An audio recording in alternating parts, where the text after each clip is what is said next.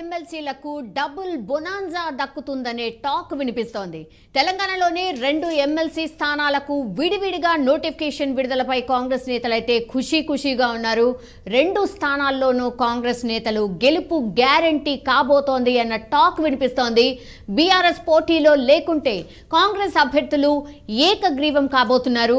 Governor కోటాలోనూ మరో 2కి chance ఉంది. మొత్తానికైతే 4 కొత్త ఎమ్మెల్సీలు పెద్దల సభలో అడుగుపెట్టే ఛాన్స్ స్పష్టంగా కనిపిస్తోంది. ఇన్పుట్ ఎడిటర్ సంజయ్ అందుబాటులో ఉన్నారు. సంజయ్, ఎమ్మెల్సీల హడావిడి స్పష్టంగా కనిపిస్తోంది. ఏం జరుగుతోంది? ఎవరు బరిలో ఉన్నారు? ఎవరికి ఛాన్స్ ఉంది? సౌమ్య, మొత్తమీన కొత్తగా కొలుదిరినటువంటి కాంగ్రెస్ ప్రభుత్వంలో ఎమ్మెల్సీల హడావుడి మొదలైందని చెప్పుకోవచ్చు. మొత్తము 4 ఎమ్మెల్సీలకు అవకాశం ఉన్న ఒక 2 ఎమ్మెల్సీలు గవర్నర్ కోటలో, 2 ఎమ్మెల్సీలు ఎమ్మెల్యే కోటలో, ఈ 4 ఎమ్మెల్సీలకు సంబంధించినటువంటి కాంగ్రెస్ పార్టీలో పోటాపోటీ నెలకొందని చెప్పుకోవచ్చు. ఎవరి పైరవులు వాళ్ళు చేసుకుంటూ రేవంత్ రెడ్డిని, అంటే రాష్ట్ర ముఖ్యమంత్రి ఉన్నటువంటి రేవంత్ రెడ్డిని కలవడము, వాళ్ళకు ఉన్నటువంటి అప్పీల్ చేసుకోవడము, గతంలో వాళ్ళు చేసినటువంటి కార్యక్రమాలు కావచ్చు, కాంగ్రెస్ పార్టీకి వాళ్ళు వీర విధేయులుగా ఉన్న అంశాన్ని కూడా వాళ్ళు పదే రేవంత్ రెడ్డితో పాటు కాంగ్రెస్ ఉన్నటువంటి సీనియర్ నేతలు, అదేవిధంగా ఢిల్లీ పెద్దలతో కలవడము చాలా సులువుతరంగా మారిందని చెప్పుకోవచ్చు. అందులో భాగంగానే ఈ 4 ఎమ్మెల్సీలకు సంబంధించినటువంటి లైన్ క్లియర్ అయిందని చెప్పుకోవచ్చు.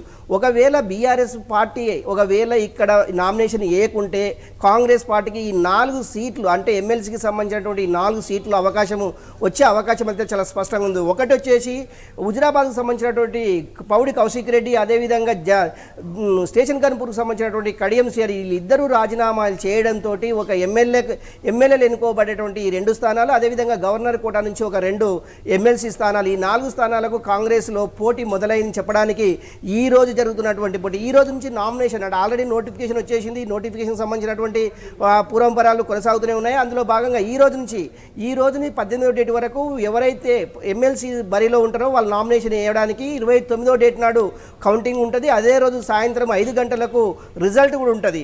అందులో భాగంగా ఈ రోజు జరిగేటటువంటి ఏదైతే నోటిఫికేషన్ వచ్చిందో ఈ రోజు నుంచి నామినేషన్లు వేసే అభ్యర్థులు అయితే ఈ రోజు నుంచి నేరుగా నామినేషన్లు వేసే అవకాశం చాలా స్పష్టంగా కనిపిస్తుంది. ఒకటి.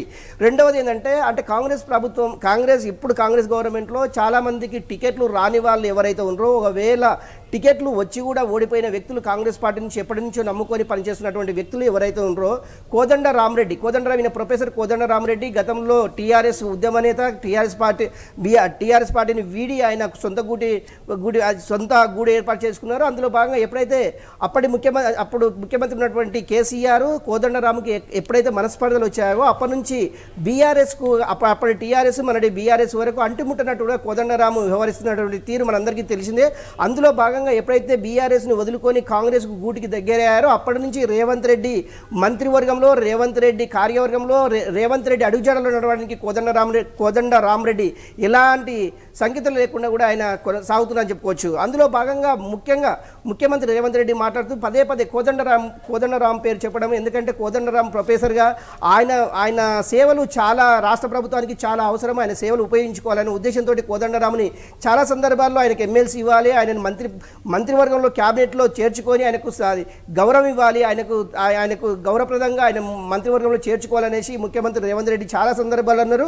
మొన్న కూడా ఒక ప్రెస్ మీట్లో ఆఫ్ ది రికార్డులో కానీ రేవంత్ రెడ్డి చెప్పడం ఒక అంశం ఏంటంటే, ఫస్ట్ కోదండరామరెడ్డికి ఉద్యమ టైం నుంచి ఇప్పటి వరకు తెలంగాణ ఉద్యమంలో చాలా సందర్భాల్లో ఆయన తెలంగాణ కోసం పోరాడారు, తెలంగాణ కోసం ఆయన ఉద్యోగాన్ని తృణప్రాయంగా విడిచిపెట్టారు అనేసి సందర్భాలు చాలా సందర్భాల్లో చెప్పడం జరిగింది.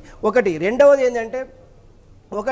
రెండవది ఏంటంటే మైనార్టీలకు సంబంధించింది, ఒకవేళ మైనార్టీలకు ఇవ్వాలి అనుకుంటే 2 పేర్లు అయితే మన ముందు కనిపిస్తున్నటువంటి 2 పేర్లు. ఒకటి, నిజామాబాద్ నుంచి ఇప్పటికే 2 సార్లు ఆయన ఎమ్మెల్యేగా గెలిచారు. ఒకసారి కాంగ్రెస్ ప్రభుత్వంలో అంటే వైఎస్ రాజశేఖర రెడ్డి పీరియడ్లో మంత్రిగా పనిచేశారు ఆయన షబ్బీర్ అలీ. ఆ షబ్బీర్ అలీకి ఎమ్మెల్సీ టికెట్ ఇచ్చేసి ఆయన గెలిపించేసి మంత్రివర్గం తీసుకుంటే మైనార్టీలకు కూడా ఉపయోగం ఉంటుంది, మైనార్టీలకు కూడా న్యాయం చేసినట్టు అయితే ఉద్దేశంతో ఒకటి షబ్బీర్ అలీ ఖాన్, అదేవిధంగా నాంపల్లి నుంచి నుంచి ప్రాతినిధ్యం వహించినటువంటి ఫిరోజ్ ఖాను, అంటే ఈ మైనార్టీల నుంచి వీళ్ళిద్దరికి ఇస్తే మైనార్టీలకు కొంత మేలు చేసిన వాళ్ళం అవుతాము, మైనార్టీ ఓటు బ్యాంకును కూడా రాబట్టుకునే విధంగా ఉంటుంది, మైనార్టీలకు మనము జవాబుదారీతనంగా ఉండొచ్చు అనే ఉద్దేశంతో ఇద్దరిలో ఎవరికైనా ఇచ్చే అవకాశం ఉంది.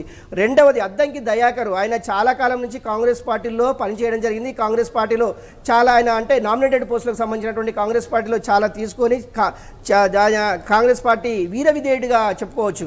అందులో భాగంగా ఆయన కూడా రీసెంట్గా ఆయన టికెట్ కూడా దారాధర్మం చేసిందని చెప్పుకోవచ్చు. అందులో భాగంగా ఆయనతను ఆ కాన్సెన్స్ గెలుపొందారు. ఇప్పుడు ఇతనికి అంటే ఎస్సీ వర్గం నుంచి అద్దంకి దయాకర్కు ఎమ్మెల్సీ టికెట్ ఇచ్చేసి మంత్రివర్గం ఇచ్చినా ఇవ్వకపోయినా కూడా ఎమ్మెల్సీగా ఆయనకు ఇస్తే బాగుంటుందనే ఉద్దేశంతో మొత్తం మీద ఈ నలుగురు, ఒకటి సామాజిక వర్గం చూస్తే బీసీ యాదవ సామాజిక వర్గానికి సంబంధించినటువంటి అంజన్ కుమార్ యాదవ్, ఆయన ముసిరాబాద్ నుంచి ఓడిపోవడం జరిగింది. ఈ అంజన్ కుమార్ ఈ నలుగురికి ఇచ్చేసేసి వాళ్ళ కమ్యూనిటీకి సంబంధించినటువంటి అందరికీ సమాన న్యాయం చేకూరే విధంగా రాష్ట్ర ప్రభుత్వము యోచిస్తున్నట్లు మనకు సమాచారం. ఈ నలుగురు మంత్రులుగా ఒకవేళ వచ్చినట్లయితే, ఈ నలుగురు ఎమ్మెల్సీలు ఇచ్చేసి నలుగురికి మంత్రులు ఇచ్చినట్లయితే అన్ని కులాలకు అన్ని వర్గాలకు మనం ప్రాధాన్యత ఇచ్చినట్లయితే కాంగ్రెస్ పార్టీ అందరికీ సమభాగంగా సమపాలుగా అందరికీ న్యాయంగా ఇచ్చిన అది ఒక అంటే రేవంత్ రెడ్డి మాటలు చెప్పాలంటే అది మనము అంత ఈజీగా చెప్పలేము. కాకపోతే ఒకటి ఇక్కడ మనం స్పష్టంగా ఏంటంటే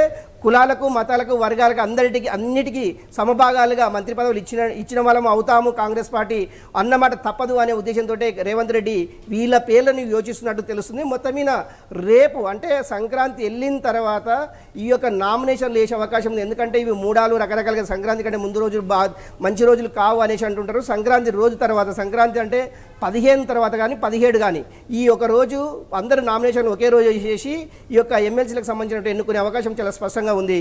Soumya, yes, all right Sanjay, మొత్తం మీద అది ఆశావాహుల లిస్ట్ అయితే చాలా పెద్దదిగానే ఉంది.